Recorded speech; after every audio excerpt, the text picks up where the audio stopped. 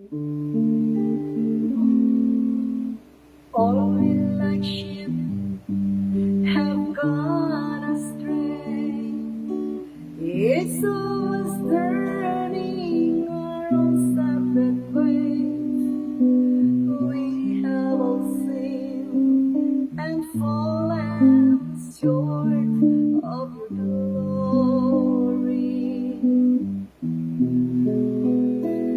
But your glory is what we desire to see, and in your presence is where we long to be, oh Lord. Show us your mercy and grace.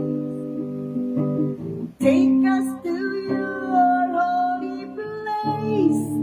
Forgive our sins and heal our land. We long to live in your presence once again.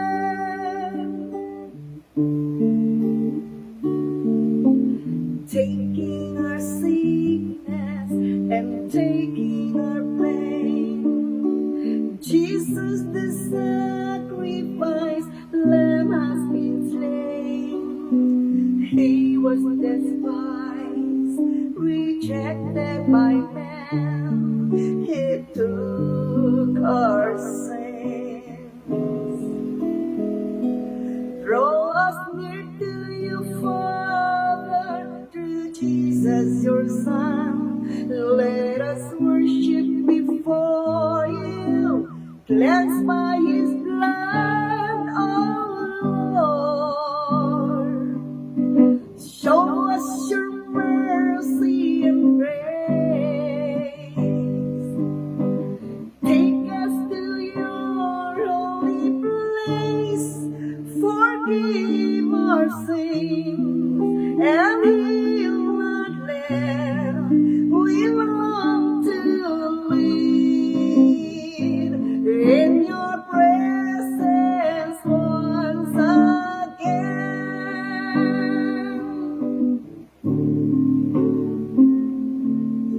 All will like sheep have gone astray. It's always turning our own separate ways. We have all sinned and fallen short of your glory.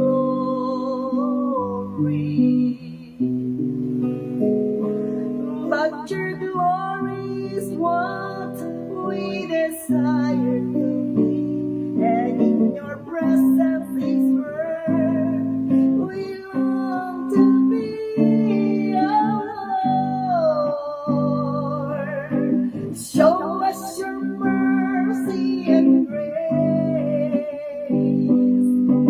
Take us to your holy place. Forgive our sins and heal our land. We long to live in your presence once again. Show us your mercy and grace. Take us to your holy place. Forgive our sins and heal our land. We long to live in your presence once again. Yes, Lord. In your presence once again, God. Hallelujah. Thank you, Lord, for your saving grace, God.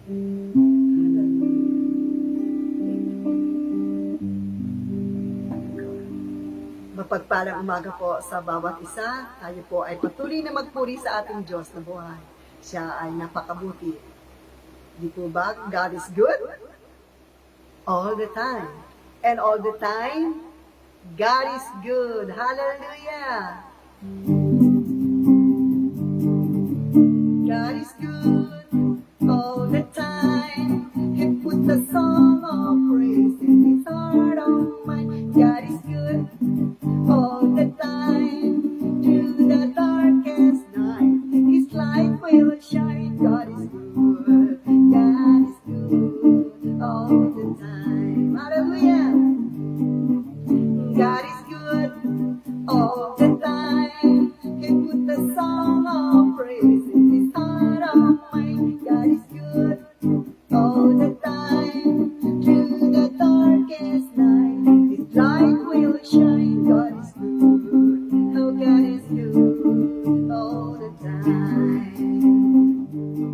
If you're walking through the valley and there are shadows all around, do not fear. He will guide you. He will keep you safe and sound. For he has promised to never leave you nor forsake you. And his word is true. God is good all the time. He put the song of praise in his heart of mine. God is good all the time. Through the darkest night, his light will shine. God is good.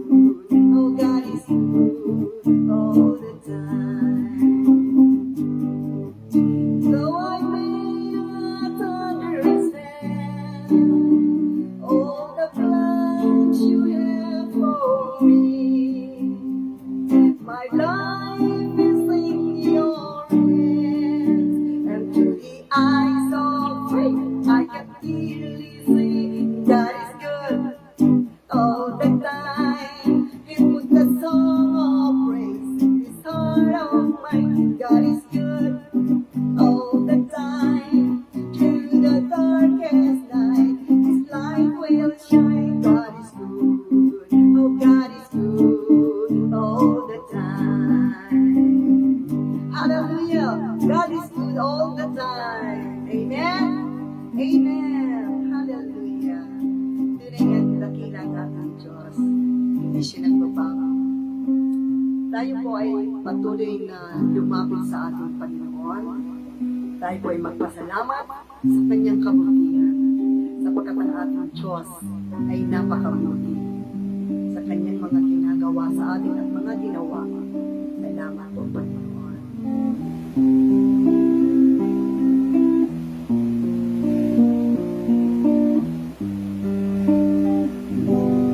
Give thanks with a grateful heart.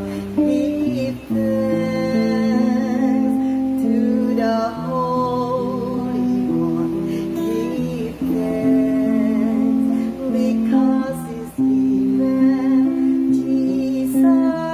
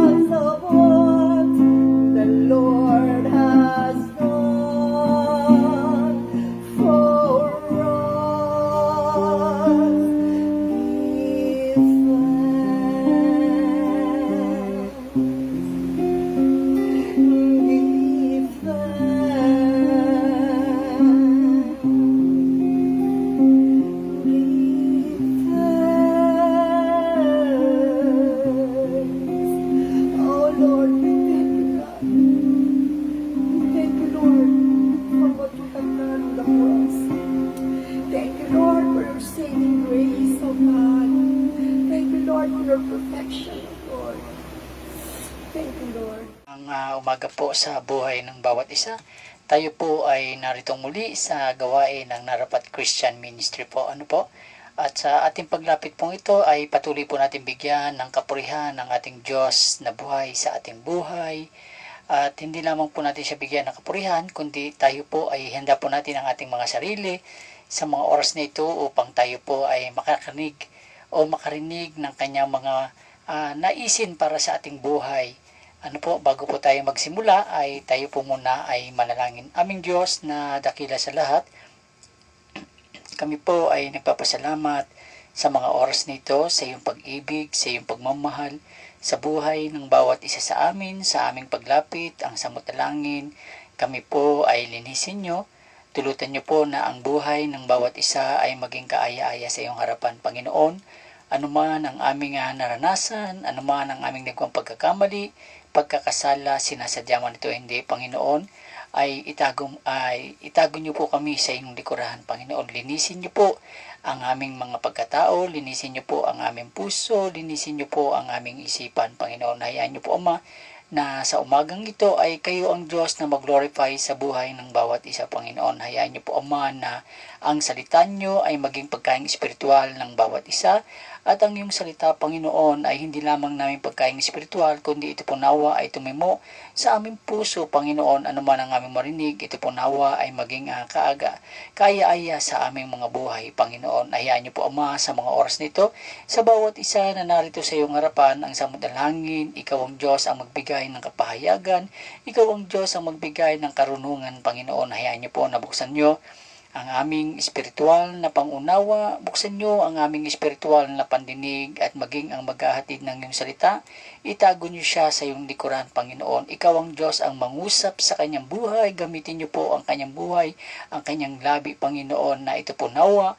Ang iyong salita ay makarating sa bawat isa sa amin, Panginoon. Hayaan nyo po, Ama, na sa bawat isa na narito, kung meron ka man, Lord, nakitang nangihina, ikaw ang Diyos ang magbigay ng kalakasan. Kung meron ka man, Lord, nakitang kalungkutan, ikaw ang Diyos ang magbigay ng kagalakan. At kung meron ka man makitang may karamdaman, ikaw ang Diyos ang magbigay ng kagalingan, Panginoon, sa bawat isa na narito, Panginoon, ang samudalangin.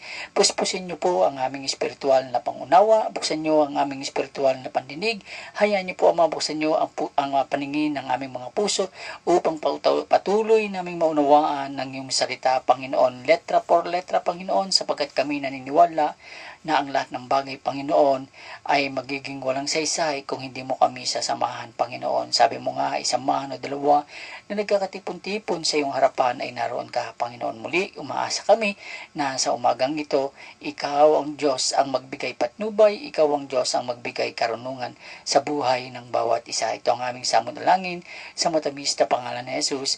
Amen. Amen. Alam niyo po, sa buhay po natin bilang mga mananampalataya, ay makikita po natin ang maraming pagbabago sa buhay natin. Lahat,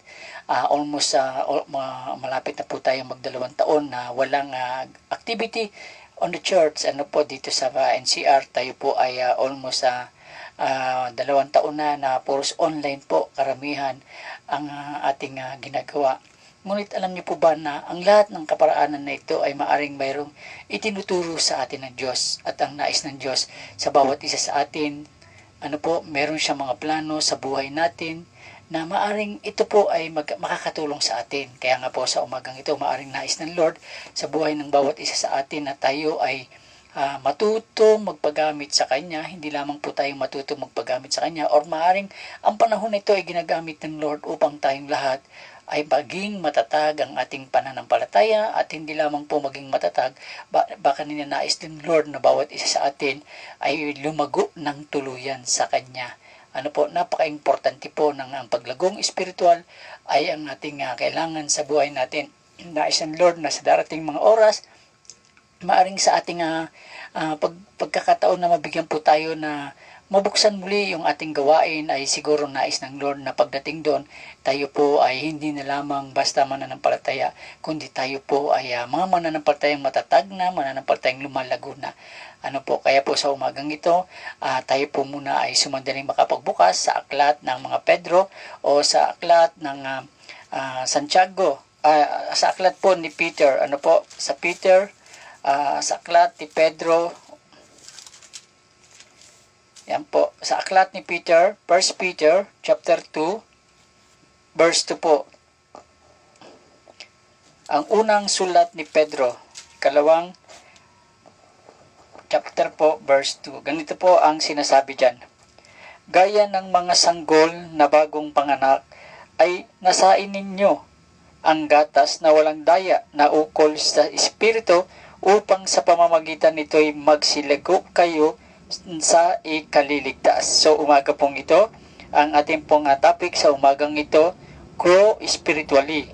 No, lumago po tayo spiritually. Ay sabi po dyan, ano po ang sabi dyan? Magsilago kayo sa ikaliligtas. So, ibig po sabihin po dito, ay ninanais po ng ating Panginoon o ni Apostle Peter, ay ninanais niya po na lahat ng mga mananampalataya, ano po, ninanais po ni Apostle Peter, ano po, ang lahat ng mananampalataya ay nagsisipaglago. Ano po, ninais ni Apostle Peter na ang itinuturo niya sa bawat isa sa atin ay hindi po tayong manatiling hindi po lumalago. Kaya po sa bawat isa, napakalaga na tayo po ay lumalago, spiritual, tayo po ay lumalago at nagagamit sa kaharian ng ating Panginoon. Tayo po ay meron po ditong sinasabi.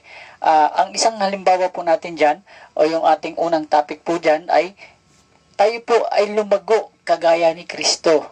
Ano po? Tingnan po natin in Lucas chapter 2, verse 52. Luke chapter 2, verse 52 po. Sabi po dito sa Lucas chapter 2, verse 52, sabi po diyan, at nalaki si Jesus sa karunungan at sa pangangatawan at pagbibigay lugod sa Diyos at sa mga tao. So makikita po natin dito na yung pattern po ng buhay natin ay isang pattern na kagaya ng sa ating Panginoon. Si Kristo ay sabi ko nga, si Kristo ay nagkatawang tao, ngunit si Kristo po nung nagkatawang tao ay hindi po kaagad siya mama. Ano po, si Kristo ay dumaan sa pagkabata, dumaan sa pagkapanganak, sa pagkasanggol. Bakit po ito itinuro sa atin? Dahil nais pong ipakita sa atin, no, na bilang mga mananampalataya ay maraming proseso po tayong pinagdaraanan, na katulad ng ating Panginoong Hesukristo. Nung siya ay narito po, ay siya ay nagkaroon ng karunungan.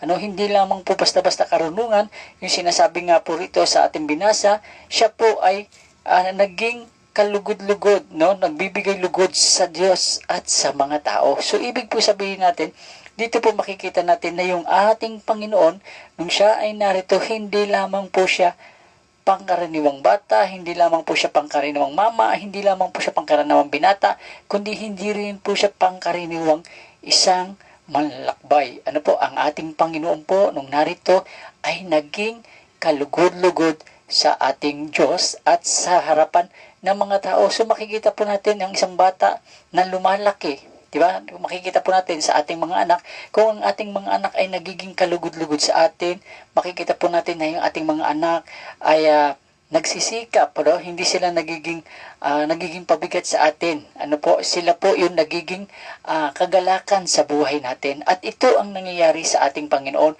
Nung siya ay narito sa mundong ibabaw nito, siya po ay hindi lamang po siya namuhay na isang pangkaraniwang bata. Ano po, siya po ay namuhay na kalugod-lugod sa paningin ng kanyang mga magulang.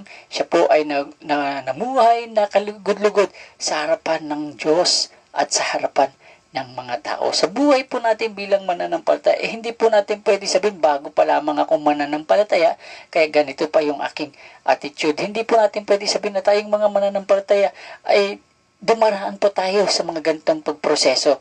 Diba? Hindi po natin pwede sabihin na tayong mga mananampalataya ay hanggang doon na lamang po. Makikita po natin dito, sabi po dito sa ating binabasa, sabi po dyan sa 1 Corinthians chapter 3, no? 1 Corinthians chapter 3 verse 3, ito po yung sinasabi ng 1 Corinthians chapter 3 verse 3. Basahin po natin yung 1 Corinthians chapter 3 verse 3. Makikita po natin dito yung ano ba yung plano talaga. Ano ba yung nangyayari sa buhay natin. 1 Corinthians chapter 3 verse 3. Unang Koroniko chapter 3 verse 3. Sabi, sapagkat kayo'y mga laman pa, sapagkat samantalang sa inyo'y may mga paninibigo at mga pagtatalo, hindi baga kayo'y mga salaman at kayo'y nagsisilakad ayon sa kaugalian ng tao. Ano po dito? Unang-una po, tanggalin po natin yung pagiging isip bata. Don't be a childish, no? Tanggalin po natin sa atin yung pagiging isip bata tayo bilang mananampalataya. Ano? Lumakad po tayo. Dito po makikita natin dito sa chapter 3 ng 1 Corinthians chapter 3 verse 3. Ito yung karaniwang makikita natin sa ating mga kasama minsan, no? Sa ating pagkasarili, nung tayo mga mananampalataya pa, ang tingin natin sa ating sarili, nung tayo mainit, masyado na tayo magaling. Pero yung problema po, may problema po pala, hindi pa pala tayo ganoon, di ba? Kaya nga po sabi dito sa 1 Corinthians chapter 3, no? Huwag po natin kontrolin yung ating mga sarili. Di ba? Kinokontrol kasi natin, no? Kinokontrol po natin yung ating sarili. Kung ano yung gusto natin, yun yung ginagawa natin. Kaya nga po dito sabi, tanggalin po natin yung pagiging childish attitude, no? Yung isip bata bilang mananampalataya na madali tayong masaktan, na pag may sinabi yung pastor, hindi natin pinakikinggan. Di ba? Sabi nga po rito, sapagkat kayo'y sa mga laman pa, sapagkat samantalang sa inyo'y may mga paninibigo at mga pagtatalo, hindi baga kayo'y mga laman? So, ibig sabihin, ito po yung sinasabi sa atin ng ating Panginoon o ng ating Biblia, ng ating Diyos. No, tayo bilang mga mananampalataya, tatanggalin po natin sa ating puso, sa ating isipan, yung ganitong attitude. No, alam niyo po, hindi po natin kailangan na kontrolin ng ating sarili, ipagkatiwala po natin sa ating Diyos. Kung gusto natin lumago, dapat po makikita natin yung nais ng Diyos sa buhay natin. So ano po, sabi po dito in 1 Corinthians chapter 3, verse 3, you are controlled by your own. Sino po yung kumukontrol sa atin? Yung sarili natin. Di ba? Hindi si Kristo, hindi yung Diyos. Diba? Pero kung pag-aaralan po natin yung Luke chapter 2, verse 52, makikita natin si Kristo, yung daloy ng kanyang paglalakbay sa mundong ibabaw nito, yung daloy ng kanyang pagkakaroon ng edad. Kaya nga po si Kristo, di ba? Namuhay siya hanggang 33 years lamang po sa mundong ibabaw na ito. Pero makikita po natin, siya ay naging kalugod-lugod sa mata ng Diyos at sa mata ng tao. Di ba? Sabi nga po sa Isaiah 53, di ba? Siya ay mayroong pagkumbabang ugali. Di ba? Hindi niya tinitingnan yung kanyang sarili. Di ba? Tayo minsan ganun tayo, tinitingnan natin yung ating sarili, lalo na kung tayo sabihin natin, nasasaktan tayo, yung ego natin. Di ba? Kaya alam niyo, napakahirap po lumago ang isang Kristiyano kung ang tingin niya sa kanyang sarili na siya lamang yung magaling, kung yung tingin niya sa kanyang sarili, siya lang dapat yung magiging sentro ng kanyang buhay. Diba? Hanggat hindi po natin isinusuko yung ating sarili sa ating Panginoon, hanggat hindi po natin ipinagkakatiwala sa Diyos, ang tunay na pananampalataya na hinahanap niya sa atin, ang lalabas po, nagiging isip bata po tayo. Kasi konting marinig lang po natin, sasabihin ng preacher, sasabihin ng mga kapatiran natin, nasasaktan kaagad tayo. Diba? Sabi dyan, huwag po natin i-control yung ating sarili. Ito po yung nagiging problema. Pangalawa, sabi po dyan, 1 Peter chapter 2, verse 1. Ano po yung sinasabi ng 1 Peter? Una po, ang sabi dyan, 1 Corinthians chapter 3, verse 3, kaya tayo hindi lumalago dahil kinokontrol po natin yung ating sarili. Pangalawa po, kaya po tayo hindi lumalago. Ito po yung sinasabi dyan. 1 Corinthians chapter 2, verse 1, 1 Peter, unang Pedro,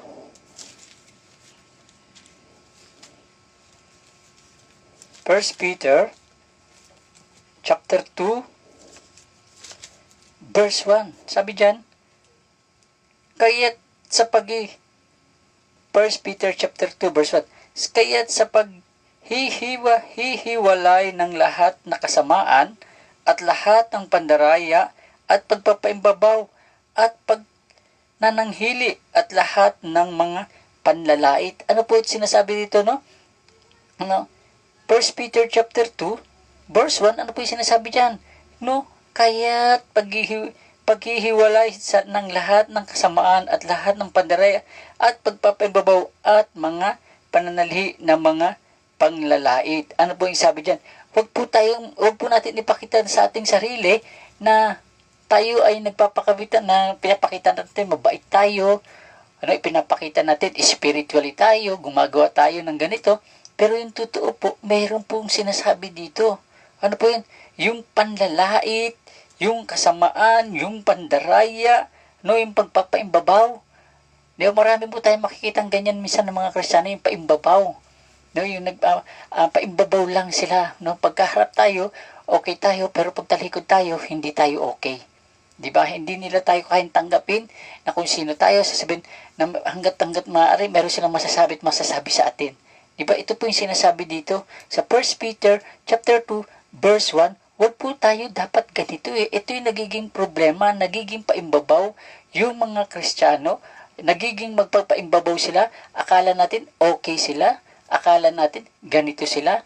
Diba? Yung akala natin sa sarili natin, mabait tayo, pero ang problema, hindi po pala tayo nagiging totoong mabait. Kasi meron pa rin po tayong panibugo sa ating mga kapatiran, meron pa rin po tayong panibugo sa kanila, di ba? Meron pa rin tayong kinikimkim sa kanilang kalooban, sa kanilang mga sarili. So, kaya nga po nagiging problema sa atin, imbis na lalago tayo, hindi po. Bakit? Kasi kinokontrol tayo ng ating sarili, at habang kinokontrol po tayo ng ating sarili, nandiyan po yung sinasabing may panibugo. Di ba? Hindi lamang po yung panibugo yung sinasabi dito. Ano pa dyan? May pandaraya at pang-ibabaw. Di ba? Iba yung pandaraya at pang-ibabaw. Kanino po ito? Ang tinutukoy po dito ng ating Apostle Peter ay itong mga mananampalataya na ang tingin nila sa kanilang sarili, ang tingin sa kanilang mga sarili, they are grown na. Sila ay lumalago na. Pero yung totoo, sabi ni Apostle Peter, hindi pa.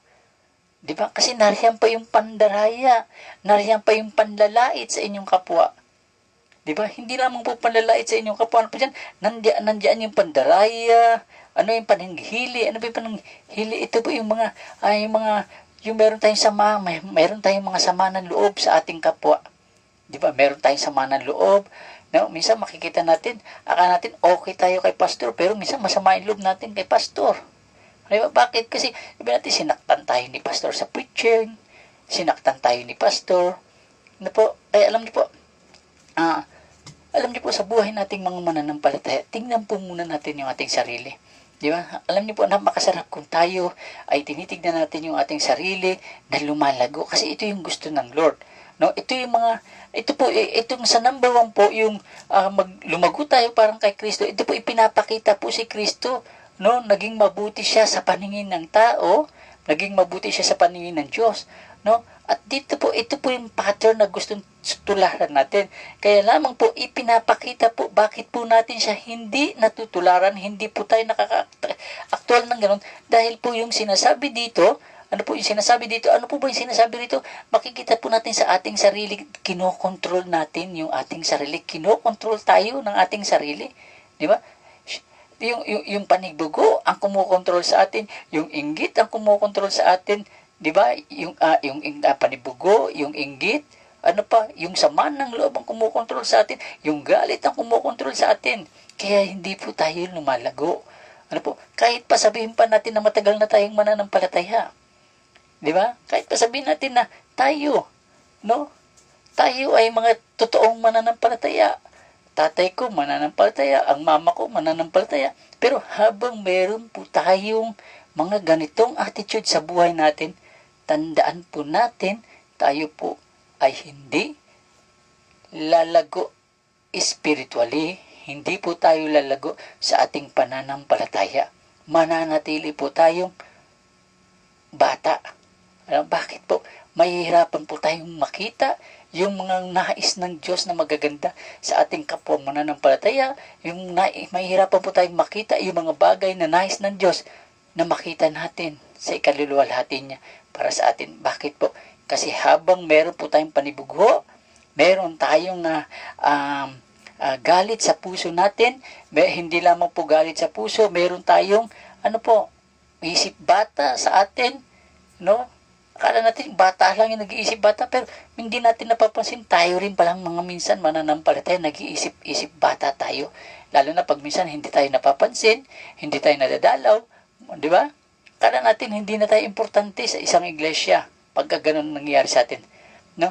Pangatlo po yung sinasabi dyan, sa Hebrew chapter 5 verse 12. No? Hebrew chapter 5 verse 12. Hebrew chapter 5 verse 12. Ito po yung sinasabi sa Hebrew chapter 5 verse 12. Sabi dyan sa Hebrew, sapagkat nang kayo'y nangarapat ng maging mga guro dahil sa kaluwalhatian, ay muli kayo'y nangangailangan na kayo'y turuan ni numan ng mga unang sinimulan ng aral ng Diyos at naging tulad sa mga nangangailangan ng gatas at hindi nagsisikain ng matigas. Di ba? Ano sabi dyan? Huwag po tayong manatiling bata na laging hinahanap natin lagi yung gatas. Di ba? Sabi po dito, dapat tayo na nga po dapat yung nagtuturo, dapat po tayo na yung hindi tinuturuan. Di ba? Sabi ko nga, dapat tayo na yung mga humahawak ng mga Bible study, dapat tayo po ay alam na natin kung ano yung galaw natin bilang mananampalataya. Ang problema po, minsan tayo pa po yung tinuturuan. Why? Kasi po, hindi nga tayo makamove on sa ating mga pagkatao. Hindi po natin kayang bitawan yung panibugo, hindi po natin kayang bitawan yung galit sa puso natin. Why? Because hinahayaan po natin kontrolin tayo ng ating sariling galit. Hinahayaan natin kontrolin tayo ng ating pagkatao. Hindi natin hinahayaan na yung banal na espiritu yung kumontrol sa atin. Diba? Sabi nga lagi natin tatandaan ito. At ito'y lagi kong sinasabi kahit kanino, we are anointed by the Holy One, and that is the Holy Spirit. And the Holy Spirit is in us. Nasa atin yung banal na espiritu, pero hindi natin siya hinahayaan kumilos sa ating mga buhay. Hindi natin siya hinahayaan gumalaw sa atin. Diba? Kinokontrol natin siya, ginigrib natin siya, hindi natin siya pinahihintulutan, natanggalin yung mga bagay-bagay na nakakasira sa ating pananampalataya. Hindi natin siya hinahayaan, na tanggalin lahat ng mga bagay na magiging hindrance sa ating paglago. So sabi dito si Kristo yung pattern ng buhay natin. Ipinakita rito kung paano si Kristo naging buhay bata, naging buhay binatilyo, naging buhay mama. Diba? At the age of 33, namatay ang ating Panginoon. Pero namatay siya na ang kanyang niluluwalhati ang Diyos Amang nasa langit.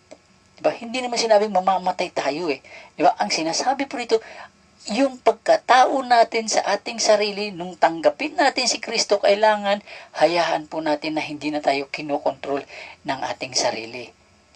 Hayaan natin yung Panginoon, yung kumontrol sa atin, hayaan natin yung banal na espiritu, yung kumontrol sa atin. Di ba? Yun yung nais ng Lord na yung kukontrol sa atin ay siya. Ang kukontrol sa atin yung banal na espiritu kasi ito yung nais niya na bawat isa sa atin mag-grow. Bawat isa sa atin lalago. Hindi lamang tayo lalago na hanggang dito na lamang tayo. Sabi ko nga, pag tayo ay nagpapagamit sa Panginoon ng patuloy, tayo po ay lumalago. Dahan-dahan na hindi natin napapansin. Di po ba? Hindi natin napapansin. Akala natin, ganito. Pero ang totoo, tayo po pala yun na pala yung pattern ng ating Panginoon na tayo ay lalago spiritual. Di ba? Pangalawa po, sabi po dyan, tayo po ay mag-matured. Tayo po ay mag-matured. Ibig sabihin po, sabi nga, may kasabihan nga, kalabaw lang ang tumatanda. Di ba? Pero ang totoo po, sa ating mga mananampalataya, dapat po mag-mature din po tayo sa buhay natin. Po, dapat tayong mga mananampalataya ay nagmamature po tayo. Pag sinasabing matured, nagiging maayos yung ating kaisipan patungkol sa ating Panginoon. Di ba? Sabi po dyan, sa Hebrew chapter 6,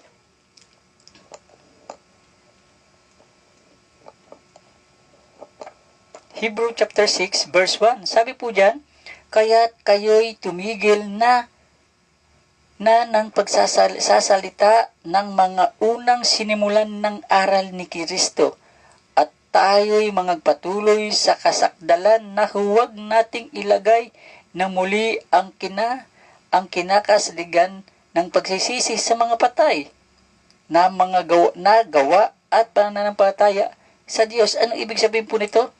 Ano po sabi po rito? No? Tayo po ay lumago, no? Huwag na po natin balikan yung mga pasimula nung tayo ay bago pa lamang bilang mananampalataya. Dapat po, di ba, nung tayo ay bago pa lamang mananampalataya, inaalagaan tayo ng ating mga elder, inaalagaan tayo ng mga nakaka-encourage, nag-i-encourage sa atin, lagi tayong dinadala. Di ba, minsan maalala nyo, Sabado, Biyernes, dinadalaw tayo, Saturday, sinasama tayo sa mga gawain, Sunday, dinadala tayo sa church. Sabi, hindi na po natin muli dapat babalikan yun. Di ba? Anong ibig sabihin niyan?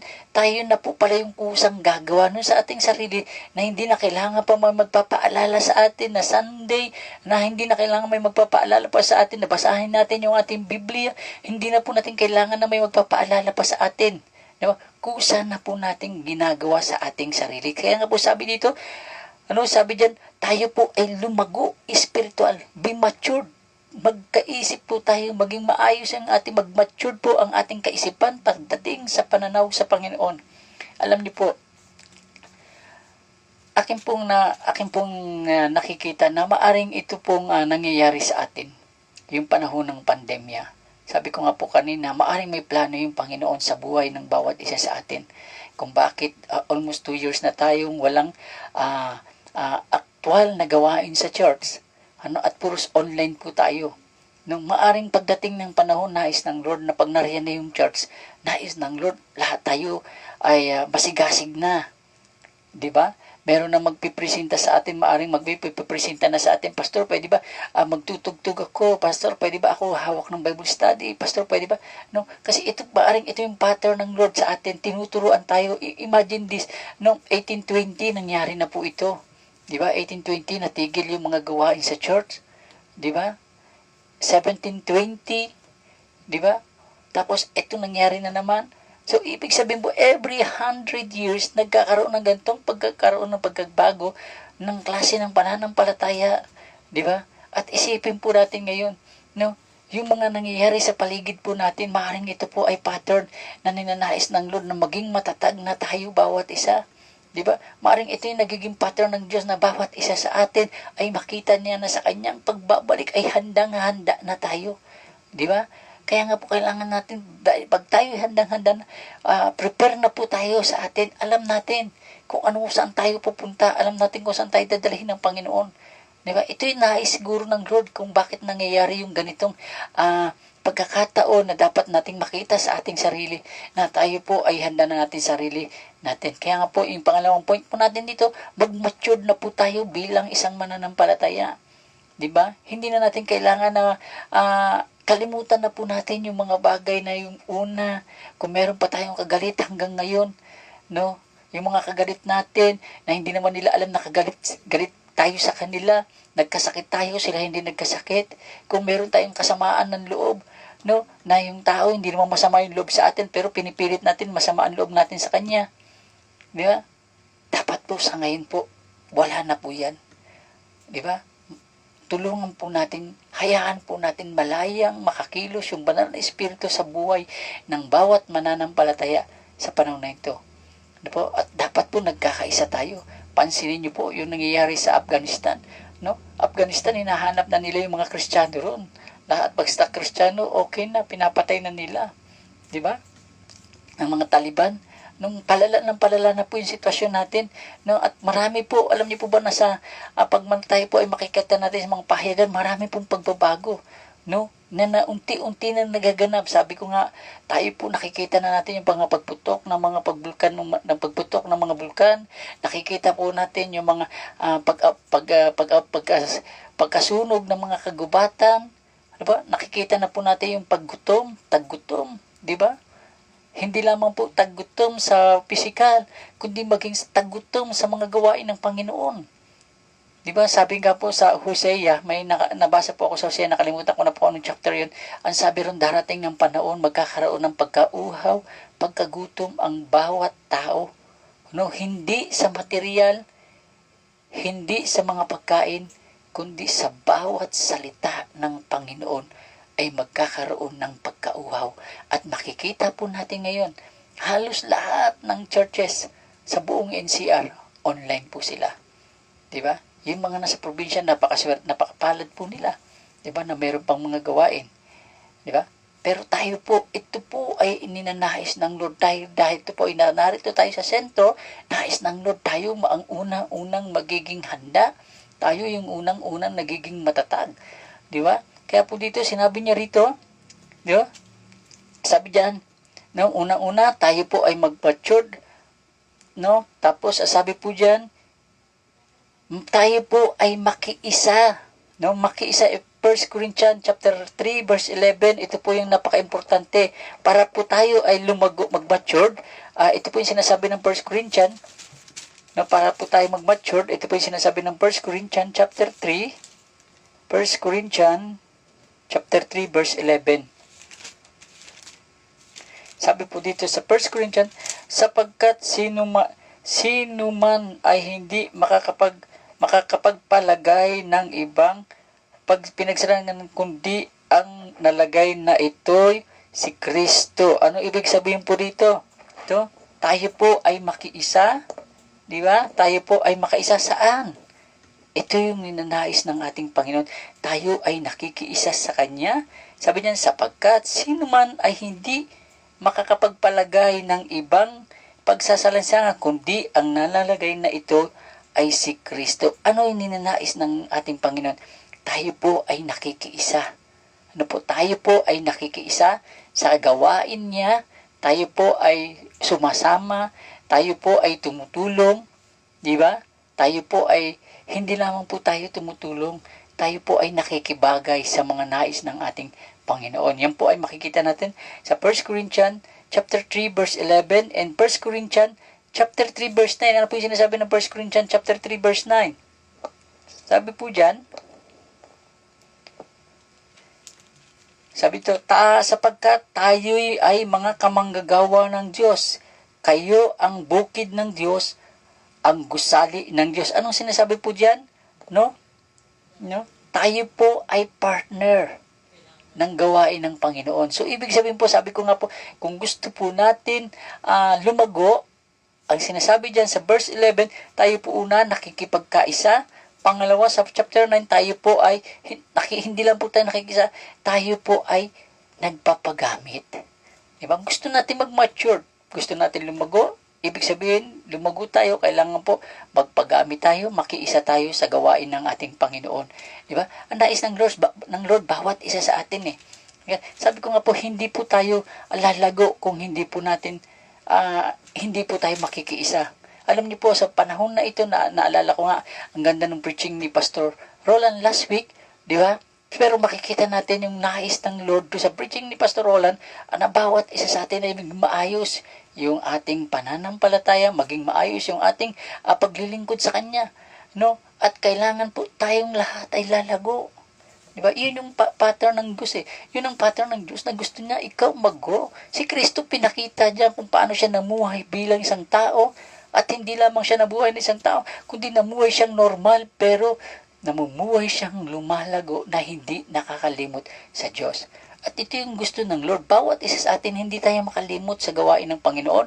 Hindi tayo makalimot, no? Sa mga obligasyon natin sa gawain ng Panginoon. Sometimes, sabi ko nga tayo, minsan, very talented tayo. Ang problema, hindi natin nagagamit yung talent natin na yan. Kasi ayaw natin ipagamit, ayaw natin magpagamit because we are controlled by our own self natin, yung sarili natin ang kumokontrol. Ayaw ko niyan. Minsan mas importante sa atin yung mga games, mas importante sa atin yung mga nakikita natin, mas importante yung mga napapanood natin church. Ito yung pattern ng gusto ng Lord. Sabi ng Lord, bago ka na. Di ba? Huwag natin hayaan na mahuli yung panahon na tayo ay maipapag-iwanan. No, na hanggang ngayon, ang alam lang natin, hanggang ngayon, John 3:16. Di ba? Hindi na po natin kailangan na manatili sa John 3:16. Di ba? Kasi eto na yung pagmamahal ng Diyos. Ang nais na lang ng Lord sa atin, lumago tayo. Di ba? Mag-mature tayo bilang mananampalataya. Hindi lamang po tayo mag-mature. Tayo po ay, alam niyo po, pag nagiging maayos yung relasyon natin sa Panginoon, mararamdaman po natin yung kagalakan sa puso natin. Di ba? Pangatlo po dyan, yung sinasabi dyan, yan, Ephesians 4:16, Ephesians 4:16 po, sabi po dito sa Ephesians 4:16, sabi dyan, na dahil sa Kanya ang buong katawan na nakalapat na mabuti at magkakalakip sa pamamagitan ng tulong ng bawat kasukuan ayon sa paggawang nauukol sa bawat iba't ibang sangkap ay nagpapalaki sa katawan sa ikakatibay ng kanyang sariling pag-ibig. Ano po sinasabi dyan? Sa pangatlo, ano sabi dyan? Matuto po tayong tumulong sa ating kapwa. Tulungan po natin yung ating mga kapatiran, tulungan po natin kahit hindi po natin kapatiran, tayo po handang tumulong sa kanila. Bukas palad po tayong tumutulong. Sabi po dyan, help each other. No? Tulungan natin sila. Kung hindi po tayo marunong tumulong, sabi ko nga po kahit anong yaman natin, kung hindi tayo marunong tumulong sa kapwa natin, useless lamang po. Diba? Sabi ko nga, tayo po yung mahihirapan. No? Naalala ko nga po minsan na merong isang taong na namatay. Ito po ay namatay, pero magugulat ka. Doon sa taong namatay na yun, walang nakikipaglamay. Pero siya, may kaya siya, maganda yung buhay niya. Diba? Hindi naman po maganda yung kanyang buhay. Marami siyang mga ari-arian. Diba? May kaya, may mga nakadisplay na magaganda sa kanilang paligid. Pero nung namatay siya, no, walang nakikipaglamay sa kanya. Kahit nung siya ilibing, walang nakikipaglibing sa kanya. Nakipaglibing lamang sa kanya, sino? Diba? Yung nakipaglibing lang sa kanya, yung mga mahal niya sa buhay. Diba? Pero sabi mong paglamay, wala. No? Makakita ka naman na meron ka naman makita isang tao na hindi man siya sa ganun kayaman. No? Hindi man siya ganun kayaman. No? Pero nung siya'y namatay, barangay ang nakipaglamay sa kanya. Barangay ang nakipaglibing sa kanya. Why? Kasi marunong siyang makisalamuha sa tao. At ganun din tayo, sinasabi dito ng ating Panginoon. Tayo dapat marunong tayong makisalamuha sa ating kapwa mananampalataya. Kaya natin silang abutin. Kaya natin silang tulungan. Di ba? Alam niyo po, minsan naman nakakalungkot man isipan na minsan, ito ay naririnig ko na minsan merong hihingi sa atin ng tulong, ang ibibigay natin prayer lamang. Diba? O kapatid, tutulungan kita. O kapatid, ipagpipray kita. Alam niyo po, sa Biblia po kung maalala ninyo, nung may sumunod kay Kristo na 5,000 katao, diba? Wala silang kahit ano. Diba? Sabi ng kanyang mga disipulo, Panginoon, kahit pauwiin mo, pauwiin mo na lang natin sila, wala na tayong mabibiling pagkain para sa ganyang karaming tao. Diba? Pero merong isang bata, ibinigay niya yung kanyang 2 pirasong tinapay, 2 pirasong isda, ibinigay niya. Diba? Yung bata mismo, pag pinag-aralan natin yung batang yun, hindi siya madamot sa kanyang sarili. No? Hindi niya sinarili yung kanyang pagkain, kundi ibinigay niya pa to. Sabi, meron ako dito, 2 isda, 2 tinapay. At ibinigay ito ng bata sa ating Panginoon. Di ba? At ipinag-pray ng Panginoon at pinakain yung buong 5,000 na yun. So makikita natin, di ba? Yung bata, hindi yung sarili ang inisip niya. Ang inisip niya ay kung paano siyang makatulong sa kanyang kapwa. Ang inisip niya kung paano niya matutulungan yung ating Panginoon para mapakain itong 5,000. At ito rin yung nais ng ating Lord. No? Ito rin yung gusto ng Lord sa ating mga buhay. no? Turuan yung ating mga sarili, no? Na tulungan natin ang ating gawain ng Panginoon, no? Para maayos natin, accommodate natin yung mga tao, maabot natin sa kanila, maabot natin yung sure of God, Word of God. No, alam niyo po sa ganitong panahon ng pandemya, no, sa panahon ng pandemya, makikita tayo, minsan may mga mananampalataya, no, na ako minsan nalulungkot ako, may mga pastor na namatay, no, yung mga anak, may mga anak nang hihingi ng tulong kasi hindi nila malabas yung kanilang mama o yung kanilang papa sa ospital, no? Kasi ano, wala eh. Di ba? Kasi nakikita naman natin ng ganitong pandemya, nung pumutok yung pandemya, maraming mga gawain sa church. Di ba? Sabi nga, minsan may narinig ako, isasara na lang nila yung church nila kasi habang walang gawain, nag-rerenta sila sa church nila. Di ba? Kaya sabi ko, makikita natin ganun. Pero may makikita karon yung mga member, we are willing to help. Di ba? At mapalad po tayo kung tayo po ay nakikiisa sa pagtulong sa ating mga kapwa mananampalataya. Di ba? Tutulong tayo sa ating mga mananampalataya, abutin natin yung ating mga mananampalataya, di ba? Huwag natin pagdamutan yung mga gawain ng ating Panginoon. Kaya nga po sinasabi rito, di ba? Tulungan natin yung gawain para patuloy lumago. Di ba? Tulungan natin. Ito yung nais ng Lord Church sa buhay natin. Di ba? Yun po yung una, yun po yung pangalawa. Yung pangalawa po, yung una tayo po ay lumago parang si Kristo. No, iwasan po natin yung mga bagay-bagay na hindi maganda. Pangalawa, mag-mature po tayo. Mauna, makiisa tayo sa gawain ng Panginoon. Pangalawa, ano po dyan? Maging partner po tayo sa gawain ng Panginoon. Pangatlo, ang sinasabi po dyan, sa pangatlo, matuto po tayong tumulong sa ating mga pangangailangan ng ating mga kapwa mananampalataya. Yeah? Kasi ito po yung importante sa atin ngayon. Di ba? Sa ganitong pagkakaroon, tulungan natin sila. Di ba?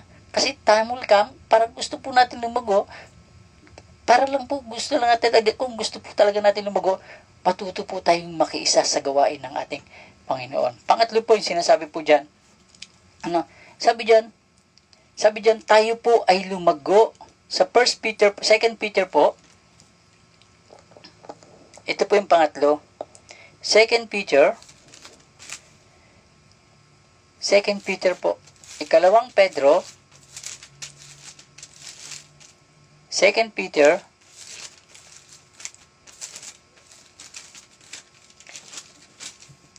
ito po, 2 Peter chapter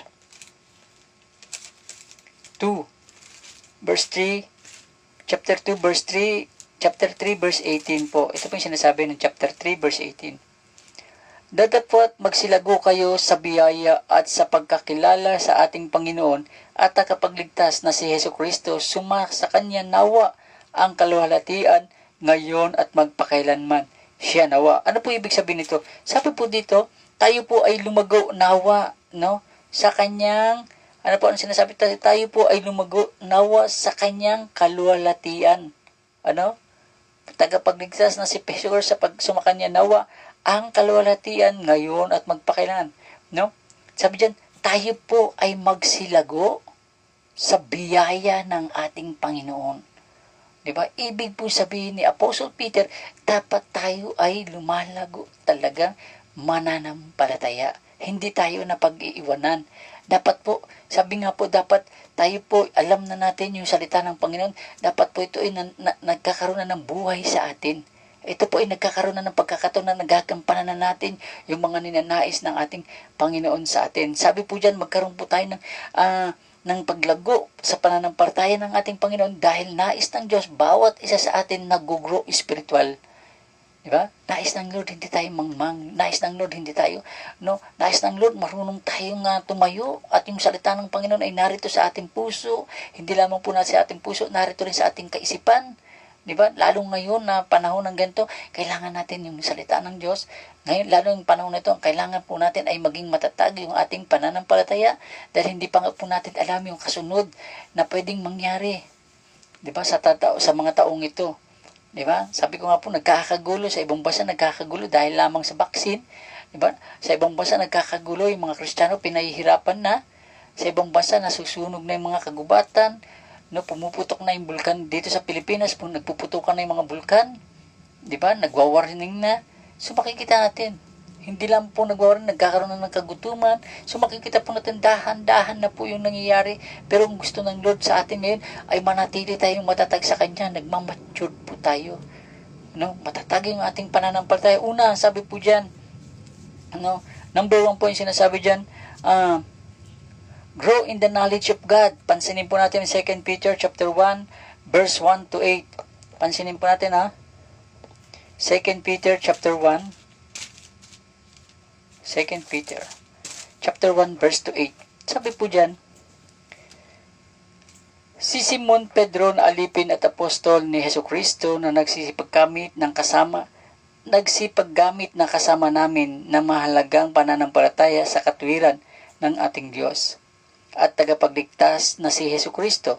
Biyaya at kapayapaan ang sa inyo'y dumami sa pagkilala sa Diyos at kay Hesukristo na ating Panginoon. Ano sabi dito? Dumami ang kapayapaan, yamang ipinagkaloob sa atin ang kanyang banal na kapangyarihan ang lahat ng mga bagay na naukol sa pagkilala sa Kanya nang tumawag sa ating sa pamamagitan ng Kanyang sariling kalulatian at pangangailangan. Verse 4, na dahil dito ay pinagkaloob niya sa atin ang Kanyang mahalaga at napakadakilang pangako upang sa pamamagitan ng mga ito'y makabahagi kayo sa kabanalang mula sa Diyos, yamang nakatanan sa kabulukang nasa sanglibutan dahil sa masamang pipita.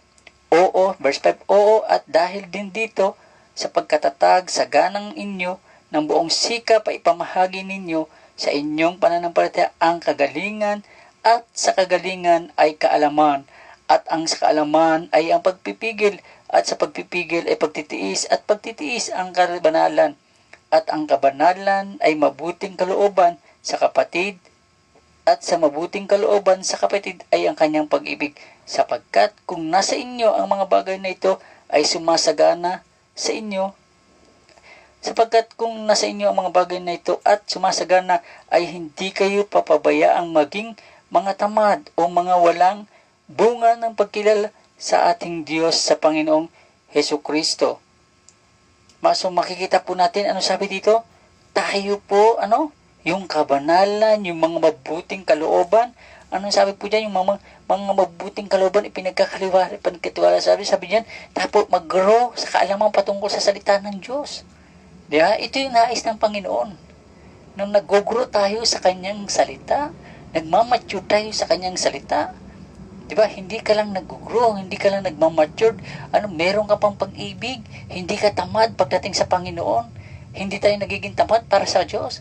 Hindi tayo nagiging tamad sa pangangailangan natin. Di ba? Kasi alam niyo po, huwag po natin katamaran ang paglilingkod sa Panginoon. Kasi pag kinatamaran po natin ito, tayo po yung kawawa. Di ba? Yan yung sinasabi po dyan. Pangalawa po dyan sinasabi dyan, 2 Peter, verse 1 to, 2 Peter chapter 1, verse 3, ano po yung sabi dyan?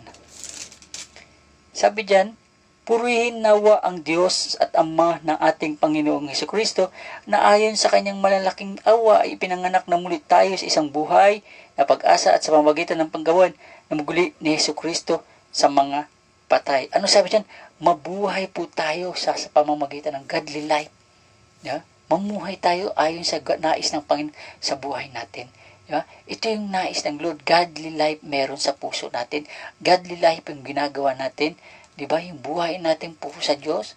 Hindi lamang tayo ay nakapokus sa mga material na bagay. Hindi lamang tayo nakapokus sa mga bagay na nakikita natin sa mundong ito. Pero meron din po tayong lakad na para sa Panginoon. Diba? Yung buhay natin, laan natin sa Diyos. Alam natin. Diba? Sabi ko nga, lahat ng bagay pwede na ibigay at tiwala sa atin ng Lord. Pero nais ng Lord, mamuhay tayo ayon sa kanyang kabanalan, ayon sa kanyang kagustuhan, ayon sa kanyang kapahayagan sa buhay natin. Pangatlo po yung sinasabi dyan, Colossians chapter 1 verse 10, sabi dyan, always honor natin ng Diyos sa buhay natin. Colossians chapter 1 verse 10. Colossians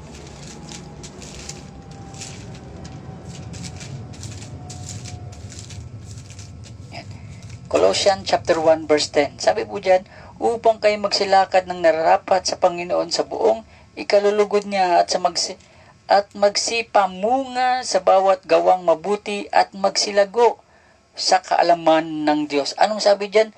Magsibunga. Di ba? Magsibunga. Ayun, magsilakad nararapat sa Panginoon sa buong ikalulugod niya at magsipamunga sa bawat gawang mabuti. Di ba? Sabi, magsipamunga sa bawat gawang mabuti. So, ibig sabihin, nais ng Lord, yung gagawin tayo, puros kabutihan yung gagawin natin sa buhay natin. Di ba? Mabuti yung gagawin natin. Di ba? At panghigit sa lahat, lahayaan natin na si Lord yung nag-glorify sa ginagawa natin. Siya yung binibigyan natin ng honor sa buhay natin, hindi tayo. Tandaan po natin lahat ng ginagawa natin sa ating sarili, kung ikalulugod ng Panginoon, tandaan natin, siya lamang yung dapat mabigyan ng honor, siya lamang ang dapat na mabigyan ng glorify sa buhay natin. Dahil nais ng Lord lahat tayo. No? Siya yung importante sa buhay natin. Kung importante sa atin yung asawa natin, kung importante sa atin yung mga anak natin, maganda yan. Pero dapat mas importante sa atin yung ating Panginoon. Church, nais ng Lord, ikaw ako ay maging karapat-dapat. Ikaw ako, nais ng Lord, maguguro, magmamature, magawa natin yung nais niya. Huwag natin sayangin yung pagkakataon na sa ganitong pandemya ay walang mangyaring saysay sa buhay natin. Di ba? Sa panahon na ito, gugulin natin yung ating panahon. Na habang naka-online pa lamang tayo, gugulin natin yung ating panahon sa pag-aaral ng salita ng Panginoon. Saliksikin natin yung salita ng Diyos sa buhay natin. Hayaan natin yung salita ng Diyos ang magturo sa atin sa tamang landas na kung ano yung nararapat sa atin para po mag-grow tayo. Ano po, huwag po natin sayangin, church. Tulungan po natin yung ating sarili na maaaring pagdating ng panahon. Kung if God's will, next year, wala ng pandemya, pagdating natin sa church, nais pala ng Lord, ako pala, nais ng Lord, magpagamit. Welcome sa gawain ng Panginoon. Di ba? Kaya pala nais ng Lord, ako matuto. Welcome. Di ba? Turuan natin po yung ating mga sarili. Tulungan po natin. Huwag po natin kontrolin yung ating sarili. Let the Spirit of God control ourselves. Hindi po yung ating sarili ang kumontrol sa atin. The Spirit of God, the Spirit of the living God ang kumontrol sa atin. Lagi natin tatandaan, you are anointed by the Holy One, and the anointing of the Holy Spirit is the powerful. It's a powerful and galing yan sa Panginoon at nais ng Lord, ikaw, ako, magamit. Tayo po ay manalangin. Aming Diyos na dakila sa lahat, kami po ay nagpapasalamat sa iyong pag-ibig, sa iyong pagmamahal sa buhay ng bawat isa. Salamat, Panginoon, sa iyong kabutihan. Salamat sa iyong salita. Tulungan niyo po ng bawat isa ay mag-grow spiritual. Hindi lamang kami mag-grow spiritual, kundi kami po, Panginoon, ay mag-mature, Panginoon, sa bawat isa nakaharap sa iyong harapan, Panginoon, sa bawat isa nakapanood, Panginoon, ng ang gawain nito. Tulungan niyo po ang bawat isa. Ano man ang pangangailangan ng bawat isa, ikaw ang Diyos ang mag-provide, Panginoon. Maraming salamat po, Ama. Hayaan niyo po ang iyong salita ay kayo lamang po ang mapapurihan, sapagkat alam namin, Lord, kami walang magagawa kung wala kang sa aming mga buhay. Kaya naman po, Ama, ang papuri ay hindi po nababagay sa amin, sapagkat ang lahat ng ito sa iyo lamang po. Sa matamis na pangalan ni Jesus, Amen and Amen. Salamat po at tayo po ay muling magkita-kita sa susunod na linggo para sa ganitong gawain. God bless po.